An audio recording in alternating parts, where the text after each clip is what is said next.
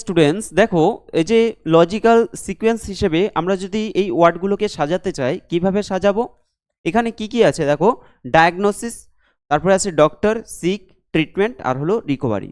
তো আমাদের এগুলো সাজাতে গেলে আমাদের এদের ওয়ার্ডের মিনিংগুলো কিন্তু ভালো করে জানতে হবে। ডায়াগনোসিস মানে কি? রোগ নির্ণয় করা।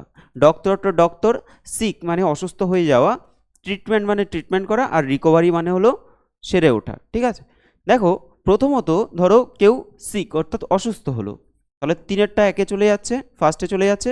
কেউ একজন অসুস্থ হলো, অসুস্থ হয়ে যাওয়ার পর সে কার কাছে যাবে? সে যাবে ডক্টরের কাছে। ওকে, এবার ডক্টরের কাছে যখন যাবে, ডক্টর কি করবে?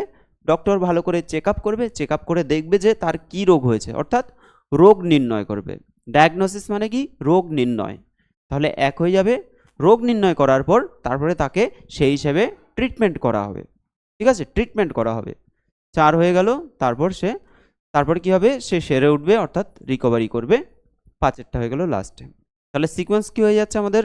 3 2 1 4 5, 3 2 1 4 5। তাহলে অপশান ডি হবে সঠিক অ্যান্সার।